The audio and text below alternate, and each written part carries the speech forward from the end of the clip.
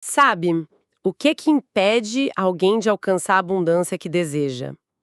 A gente logo pensa, sei lá, em estratégia, em mercado, né? Falta de oportunidade. Mas e se a maior barreira não tiver nada a ver com isso? E se ela estiver dentro da nossa própria mente? Num lugar que a gente nem faz ideia que existe? Essa é a questão de fundo que a gente recebeu do André e, nossa, ela me pegou. Ele pergunta: como posso usar a PNL para aumentar a permissão para ter uma vida mais abundante? E essa palavra permissão é a chave de tudo aqui. É algo que a gente sente, mas às vezes não sabe nem nomear. Para investigar isso, a gente vai mergulhar num material bem interessante. Temos aqui uns artigos sobre psicologia do dinheiro, o poder da programação neurolinguística, a PNL, e também uma conversa com Elton Wohler, que é o criador da tal teoria da permissão. Então, o nosso desafio aqui vai ser meio que costurar tudo isso, né? Ligar os pontos. Ligar a psicologia do dinheiro com essas ferramentas da PNL e essa tal de teoria da permissão. A nossa missão aqui é entender o que são essas famosas crenças limitantes, de onde elas vêm. E o mais importante, dar um caminho prático para o André, como é que se reprograma a mente para de fato se dar essa permissão para prosperar. Ótimo.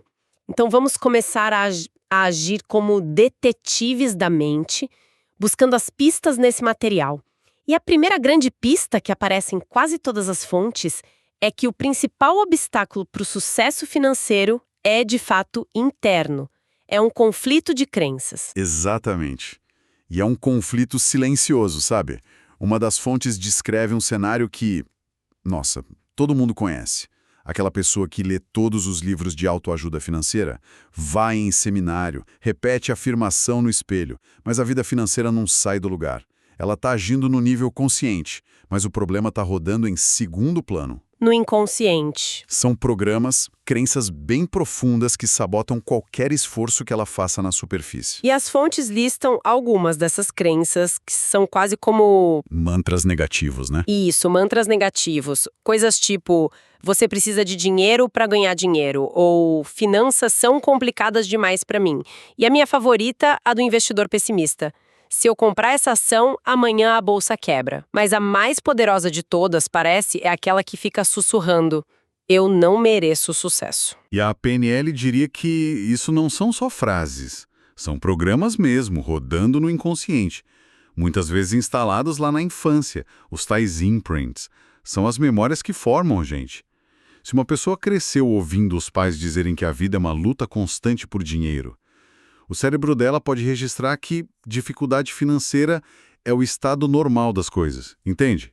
Ou aquela clássica, dita às vezes até com boa intenção, pessoas ricas não vão para o céu. Isso cria um nó terrível na cabeça. Tipo, para ser uma pessoa boa, eu preciso evitar o sucesso financeiro. Mas para um pouco, isso não é um pouco determinista demais?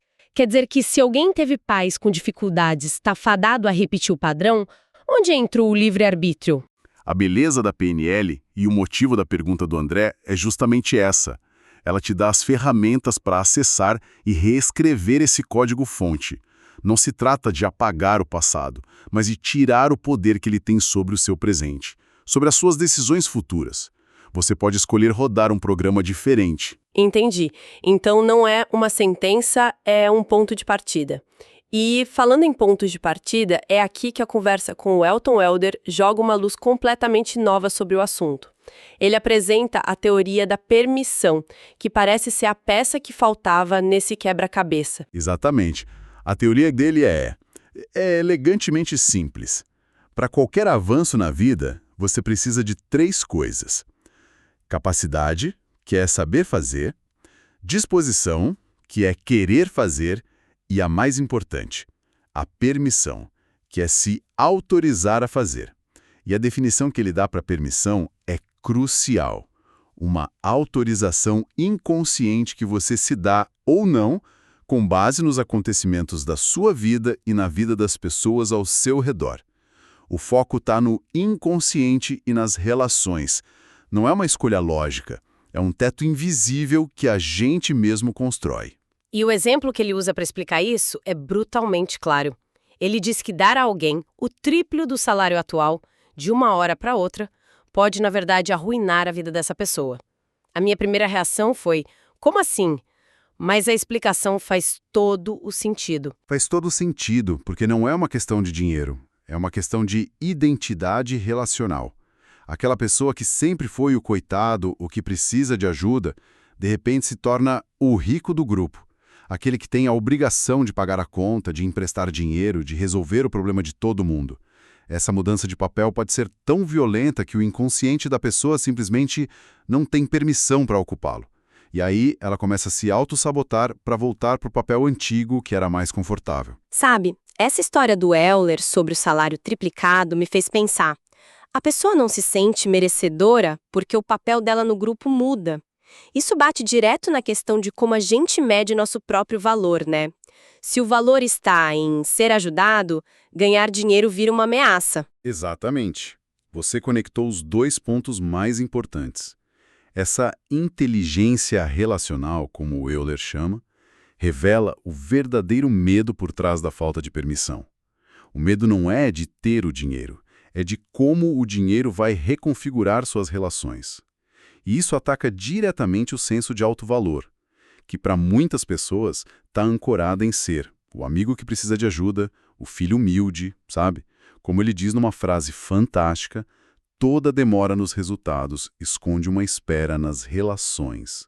A pessoa não avança porque está inconscientemente esperando que os outros avancem com ela. E isso leva a um comportamento que as fontes mencionam: esconder as próprias conquistas para não ofender os outros.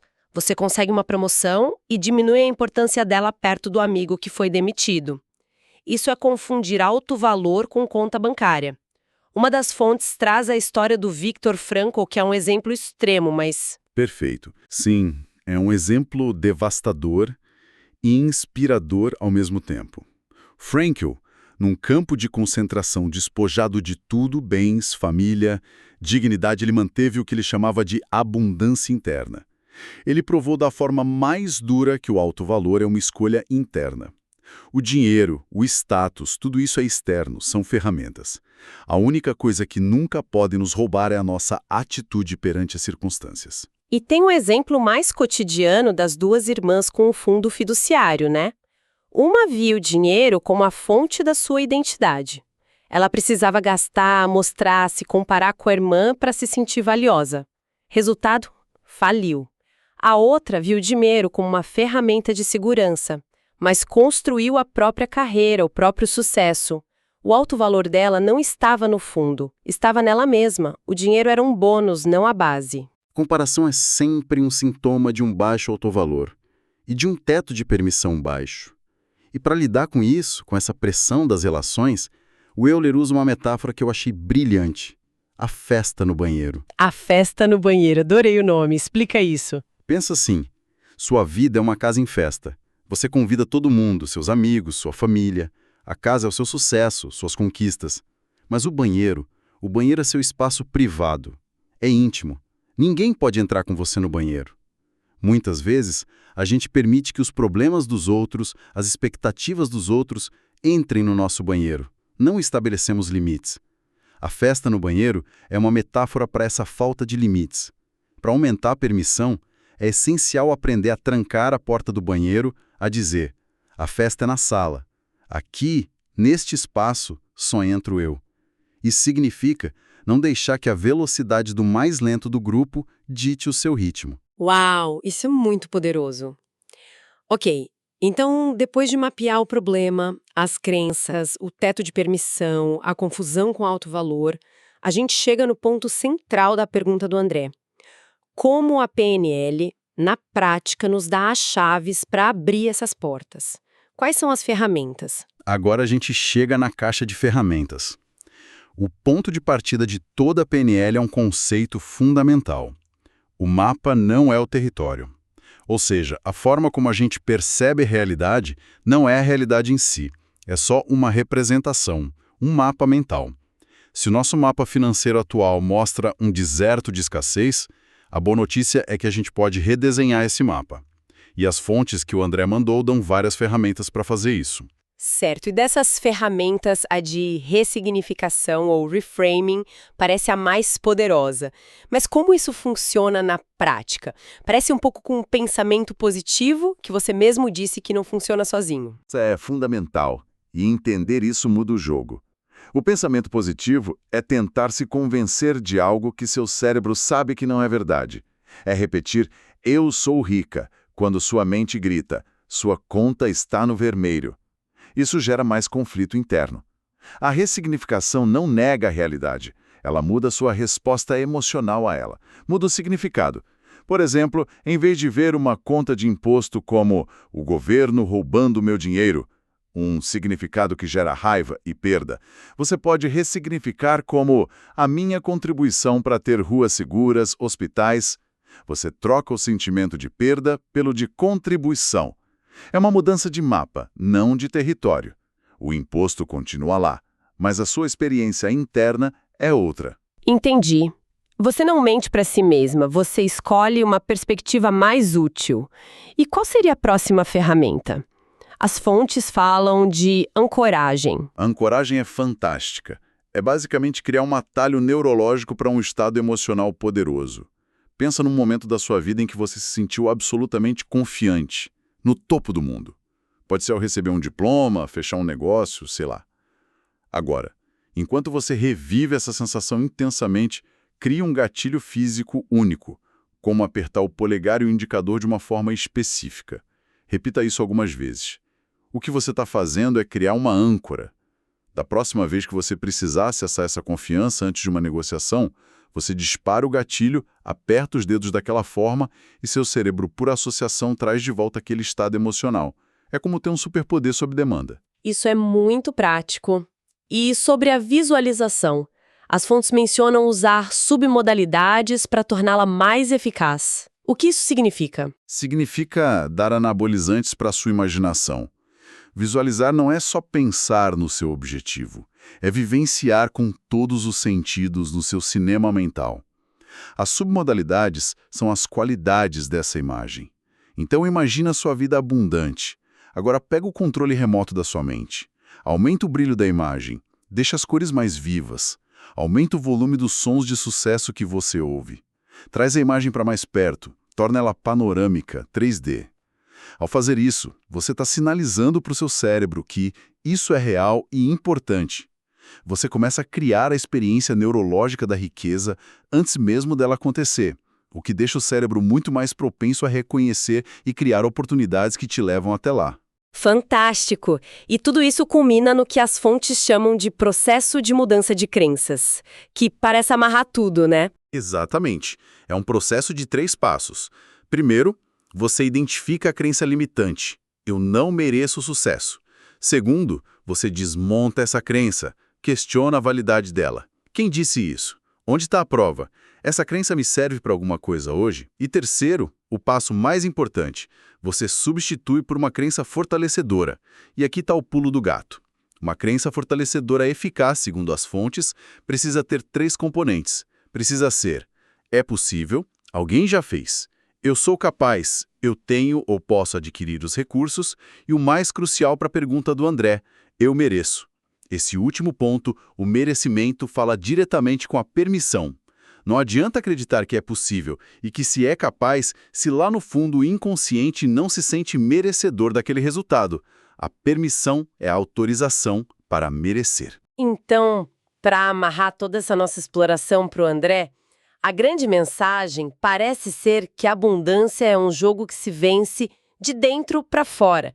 É menos sobre as condições externas e muito mais sobre a nossa programação interna, as crenças que a gente roda, o valor que a gente atribui a nós mesmas e, principalmente, a permissão que nos damos, que está super ligada às nossas relações. Perfeito. E a PNL entra não como uma pílula mágica, mas como um manual de instruções para o nosso próprio cérebro. É um conjunto de ferramentas muito práticas para identificar e reescrever essa programação. Trata-se de pegar o lápis, redesenhar o mapa mental, aprender a trancar a porta do banheiro e alinhar o que a gente deseja conscientemente com o que o nosso inconsciente acredita que a gente merece. E para encerrar, vamos deixar uma reflexão final, uma provocação inspirada numa das ideias mais contraintuitivas do material. O Elton Euler menciona que todos os nossos problemas, por mais que a gente os odeie, têm uma utilidade inconsciente. Eles servem a um propósito no nosso sistema. Exato. Então, a pergunta para ir ainda mais fundo não é apenas como posso ter mais. Talvez a pergunta mais poderosa seja: se a minha dificuldade financeira desaparecesse da minha vida hoje, como um passe de mágica, que propósito oculto ou papel nas minhas relações eu estaria perdendo? Qual é a utilidade que esse problema tem tido para mim? Refletir sobre isso pode revelar a verdadeira raiz, a trava final que impede a permissão de se expandir de vez.